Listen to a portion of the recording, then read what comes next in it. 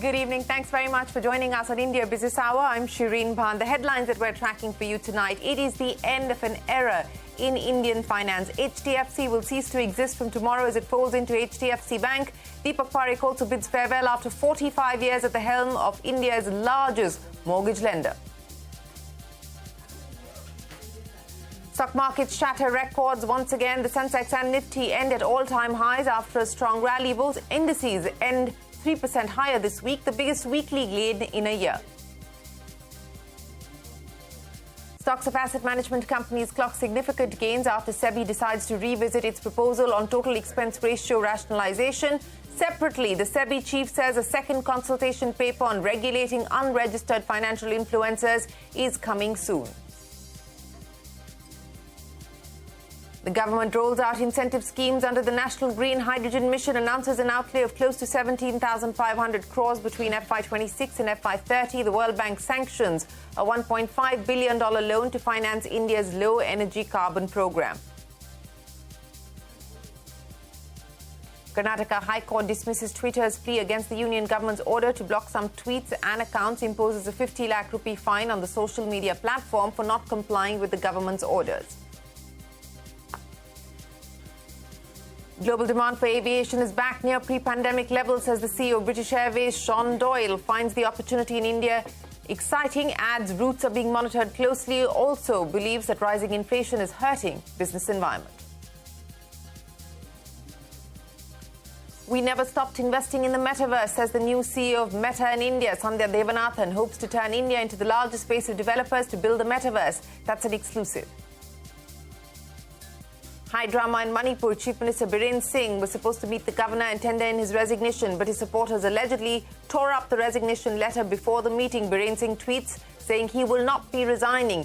Ethnic violence in the state has claimed more than 100 lives in the last 2 months.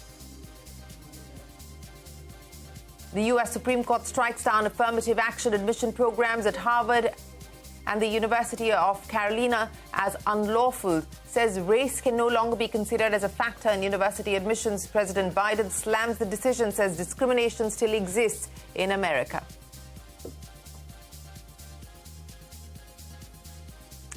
All of that and more coming up for you, but straight to what was another record-breaking session on the Lal Street. The Sensex gained over 800 points today and it's now moved within touching distance of 65,000. The Nifty gained over 200 points, ending comfortably above the 19,000 mark. The Nifty Bank and Nifty Midcap Index also ended at record highs. Shares of asset management companies rallied in trade after the market regulator SEBI decided to revisit its proposal on rationalizing the total expense ratio. So all of those stocks on fire today. On the other hand, 8 out of the 10 Adani Group stocks fell in today's trade. This after market regulator SEBI declared that foreign investors with more than 50% of their equity holding in a single Indian corporate must disclose financial ownership details. This also comes after SEBI told the Supreme Court that it had drawn a blank in identifying beneficial owners of 13 FPIs invested in Adani stocks. Separately, SEBI Chief Madhavi Puri Butt said a second consultation paper on regulating unregistered financial influencers is on the anvil. पिछले 2-3 meetings में ये चर्चा हुई है कि influencers बढ़ रहे हैं और सेबी का क्या मानना है इसमें। आपने देखा होगा हाल ही में हमने कुछ ऑर्डर्स इशू किए हैं, वो तो आपने नोटिस किया ही होगा। उससे ऊपर अब जो हमारी थिंकिंग है वो अब क्रिस्टलाइज हो रही है। कुछ एक महीनों में हम कंसल्टेशन पेपर लाएंगे। Well, that is the SEBI chief. After a 45-year-long innings, Housing Development Finance Corporation, HDFC, held its last board meeting. A year-long process of integration and regulatory approvals has ended, and HDFC will merge with HDFC Bank in what is the biggest merger in Indian corporate history. For HDFC Chairman Deepak Parekh, who's been with the company since its inception, this is a bittersweet moment. For 46 years, this red, black and white logo has been the bridge between the middle class and their dream of owning a home. HDFC, under founder H.T. Parekh and his nephew Deepak Parekh, has pioneered housing finance in the country. And now it is on the cusp of merging with HDFC Bank. HDFC's last board meeting was held on the 30th of June to approve and clear the merger process. Deepak Parekh took the opportunity to write to shareholders saying, and I quote, "It is my time to hang my boots with both anticipation and hope for the future. While this will be my last communication to shareholders of HDFC, rest assured we now stride tall into a very exciting future of growth and prosperity. The HDFC experience is invaluable. Our history cannot be erased and our legacy will be taken forward." End quote. For a company that started with an initial investment of 10,000 rupees from founder HT Parekh and 10 crore rupees raised from his friends and well-wishers, HDFC has grown into a juggernaut in the Indian financial services landscape, one that has revenues in excess of 60,000 crore rupees, assets under management over 7.2 lakh crore rupees, and group companies that are global brands in sectors like banking, insurance, and asset management. Parekh expects HDFC shares to stop trading on the bourses in the second week of July, and the merged entity is expected to begin trading under the HDFC Bank banner soon after. The last 1 year has not been easy, especially when it comes to integrating HDFC with HDFC Bank. He writes, "As we approach the tail end of the merger process, the effectiveness of the preparatory work undertaken will be tested. For over 10 months, the integration committee has been laboring on ensuring a seamless transition. This is a painstaking exercise given the many moving parts of this complex merger. Cross-functional teams are hard at work to ensure that the execution plan and strategic objectives are upheld in the merged entity." End quote. Going forward, home loans will be HDFC Bank's newest business. The bank will have to throw its resources into keeping and growing this business along with its other verticals. For the bank, this merger brings an opportunity of cross-selling an array of assets and liability products to home loan customers. Parekh, however, is not minimizing the risks involved, but argues that the benefits outweigh the risks, saying, "What the future holds, only time will tell. The biggest risk organizations face today is staying with the status quo, believing what worked well yesterday will continue in the future. Change takes courage as it displaces one from the cocoon of comfort and familiarity. Yet, with change comes the power of adaptability, growth, and new aspirations. The orchestration of this merger is to ensure that the future is not constrained for any of our shareholders." As HDFC embarks on a new chapter with HDFC's legacy home finance business in its newly expanded arsenal, here's a look at the few times CNBC TV18 played a cameo in Deepak Parekh's, HDFC's, and HDFC Bank's journey.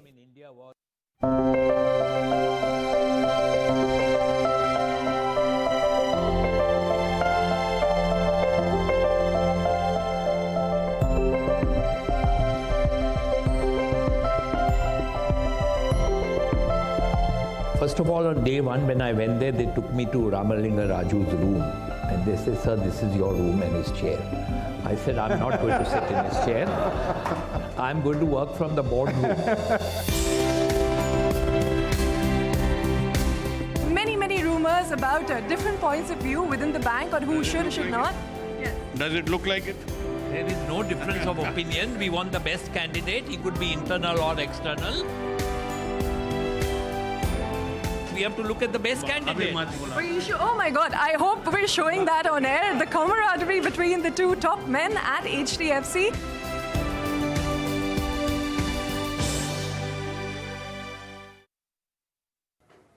Well, truly the end of an era, and what a legacy indeed. Coming up a little later, HDFC has opened a legacy centre in Mumbai to mark the company's contribution to India's economic journey. We take you inside the HDFC legacy in a bit on India Business Hour. Well, a quick check of some of the other headlines tonight. The initial public offering of India's leading drone maker, Idea Forge, has seen a strong demand, with the issue being subscribed 106 times on the last day of the bidding process. The robust demand was led by qualified institutional investors, whose portion was subscribed around 126 times. The retail portion was subscribed more than 85 times, while employees bid nearly 97 times their quota.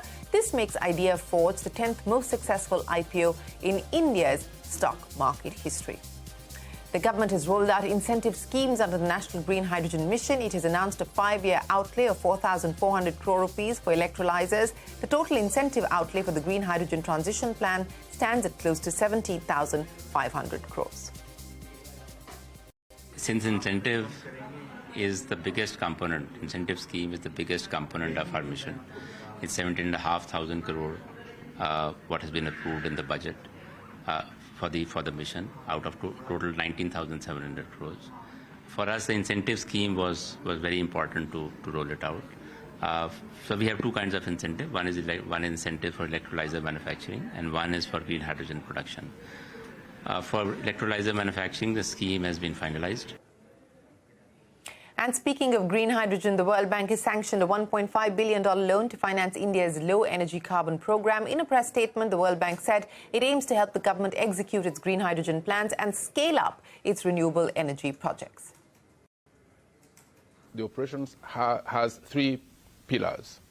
The first pillar is to support green hydrogen development, which was well established in the National Green Hydrogen Mission launched earlier this year. The second pillar of the operation is to support renewable energy.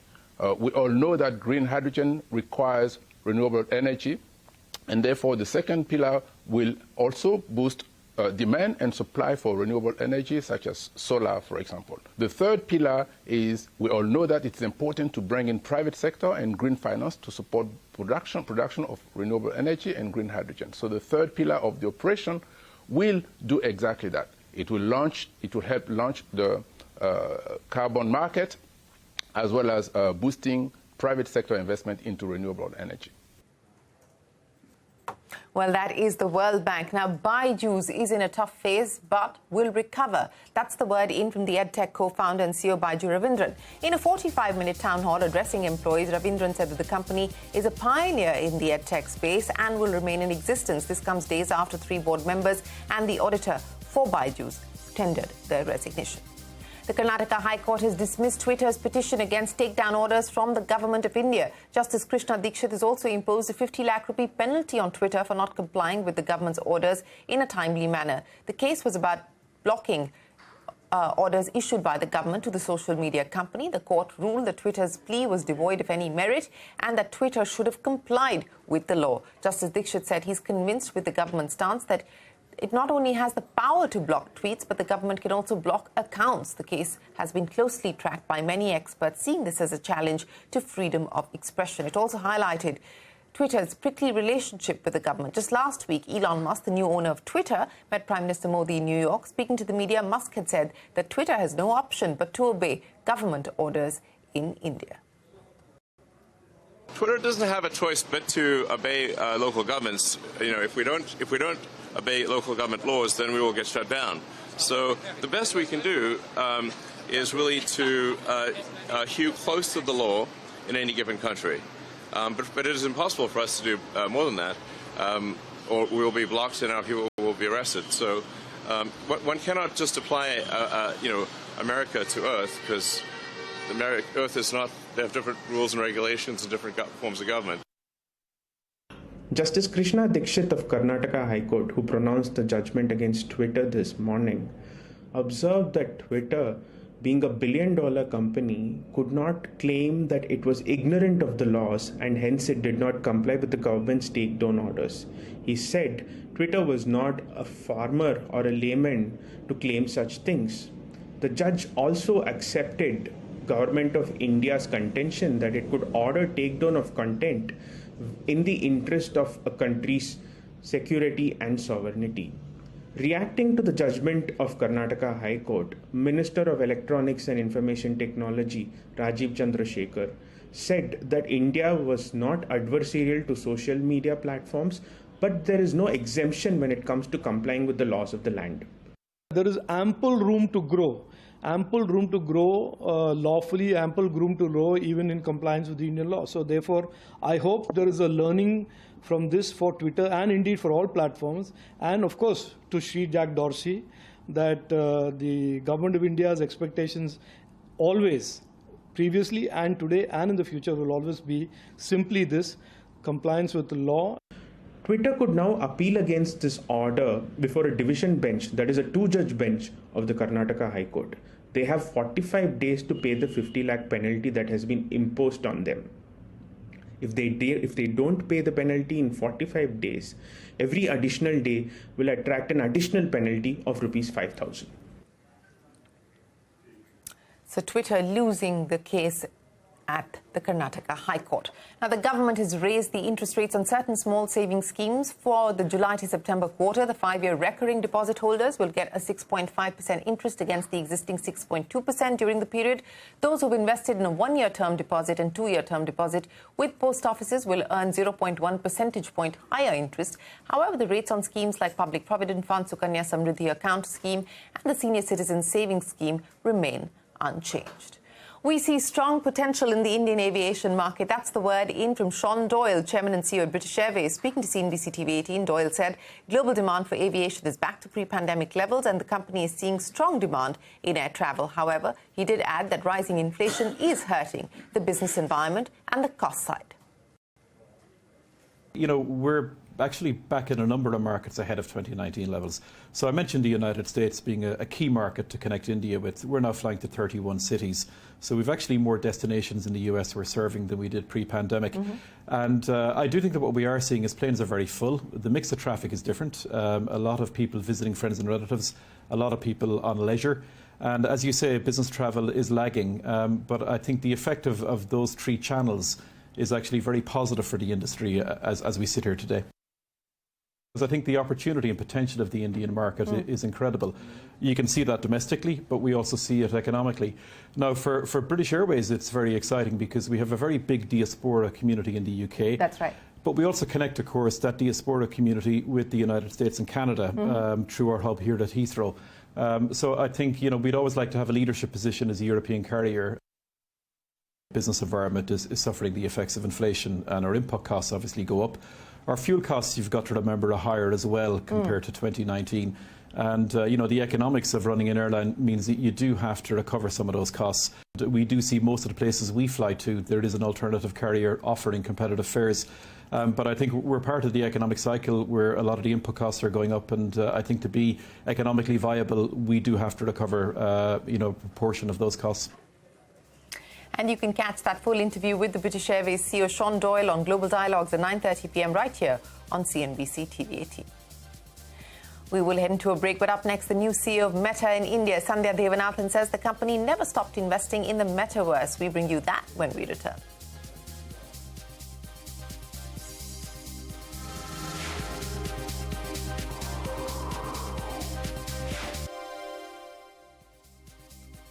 नया Dabur cool king ठंडा तेल देखिए इसकी chill tube का चमत्कार बताओ Dabur cool king का फंडा कूल किंग तेल जबरदस्त है ठंडा चिल ट्यूब के गोले ठंडा करे फुल बदन और सर दर्द यूं हो अपनाओ डाबर कूल किंग का जबरदस्त ठंडा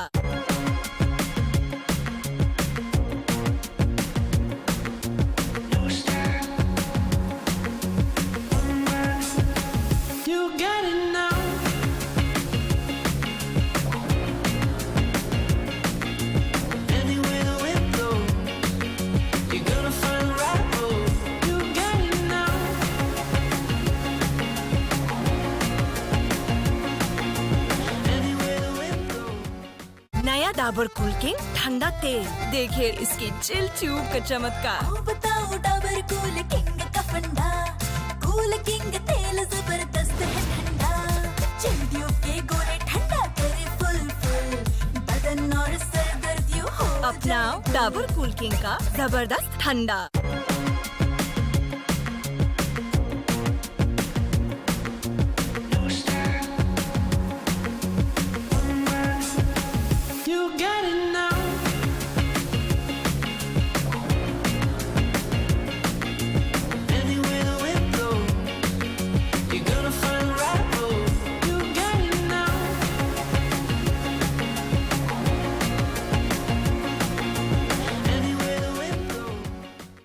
डाबर कूल किंग ठंडा तेल देखिए इसकी चिल ट्यूब का चमत्कार बताओ डाबर कूल किंग का फंडा कूल किंग तेल जबरदस्त है ठंडा चिल ट्यूब के गोले ठंडा करे फुल बदन और सर दर्द यूं हो अपनाओ डाबर कूल किंग का जबरदस्त ठंडा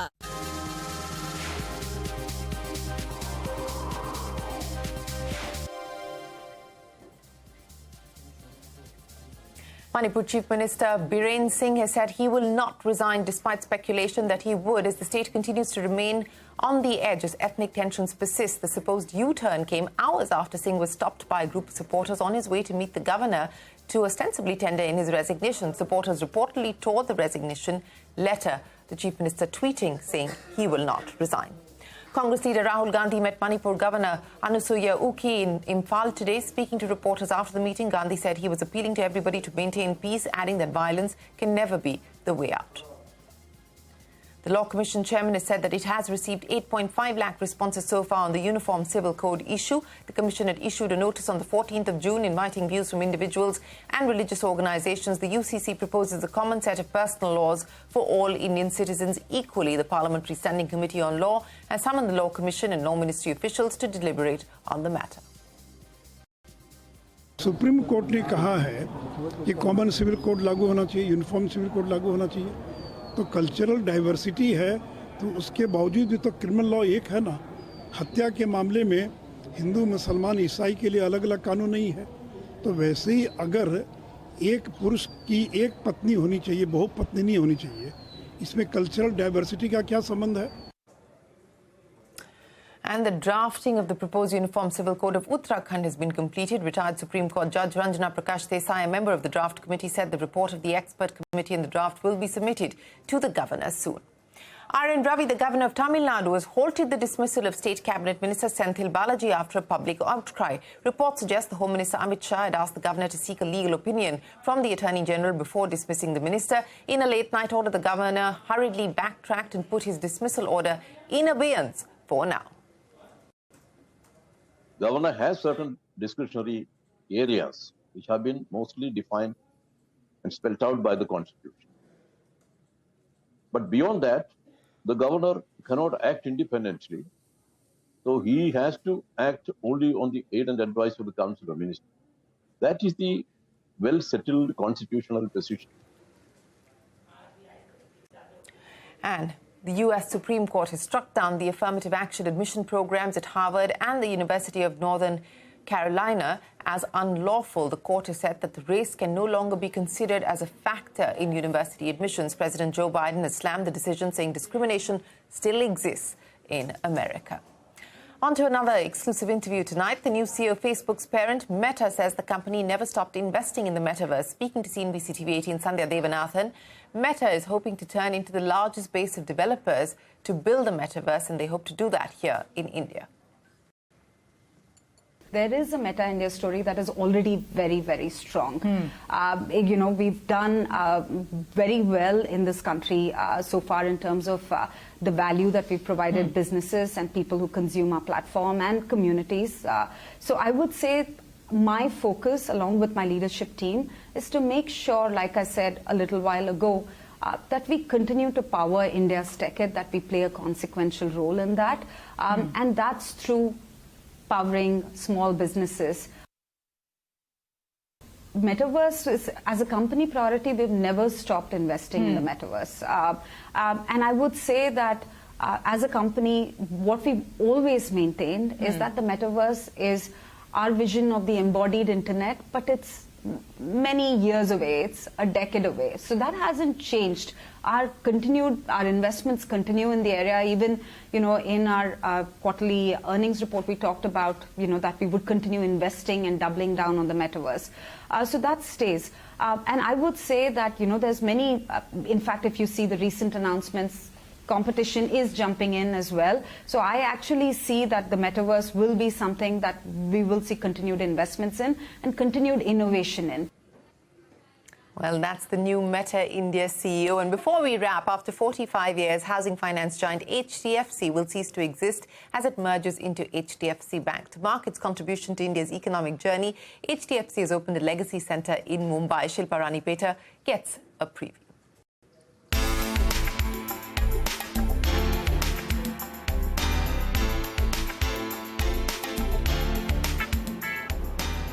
This is HD Parekh, the man who brought housing finance to India.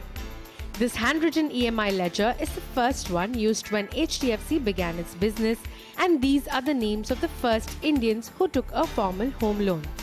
DB Remedios was the first of this bunch, taking out a home loan of 30,000 rupees to build his own house in Mumbai suburb of Malad.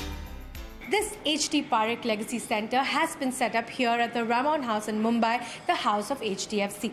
It pays tribute to the man behind the housing development finance company, HD Parekh, who not only started the company but also pioneered institutional housing finance in the country, allowing the middle class to realize their dream of buying and owning a house. In 1977, HD Parekh started HDFC with a personal contribution of 10,000 rupees and grew it into a juggernaut of the Indian financial landscape, a legacy his nephew Deepak Parekh has contributed to. Although many frowned upon HDP's idea, it was a strength of his relationships with bankers and industrialists, and the deep respect he garnered from this community that helped him to raise the first capital of 10 crores to start the business. He had personally contributed only rupees 10,000 at that time. When he was due to retire from ICICI, he took the idea of a new housing finance company to Mr. H.M. Patel, the then finance minister, and also a friend. He got a thumbs up to start this post-retirement venture, as no financial commitments were required from the government. At the age of 66, when most people hang up their boots, my uncle's long-standing dream of starting HDFC finally took shape. The Legacy Centre documents not just HDFC's triumphs over the years, but HD Parekh's struggles too, right from convincing an India that frowned upon debt to avail home loans. This centre also houses snippets of Parekh's personal history, from letters he wrote to his wife and friends to appointment letters he handed out to the first employees, including Deepak Parekh and Keki Mistry. This Legacy Centre is a humble contribution to HDP, as it showcases one of the most successful startups in an era of socialism. HDFC will cease to exist come July 2023, and this Legacy Centre is envisaged as a beacon that tells its story. A story of how a small startup grew into a behemoth commanding revenues of over 60,000 crore rupees and has assets under management of over 7.2 lakh crore rupees and group companies that are global brands in sectors like banking, insurance and asset management. The Legacy Centre will soon be open for the general public as well. In Mumbai, Shilpa Rani Peta. Well, truly an inspiring legacy that Deepak Parekh leaves behind, and what an innings for him personally and, of course, for HDFC, the institution, which now folds into HDFC Bank. With that, it is time for us to wrap up this edition of India Business Hour. Thanks very much for watching. Stay tuned to CNBC-TV18. The news continues. 6 years of the GST. We will bring you special programming on Saturday afternoon. Stay tuned for that and more.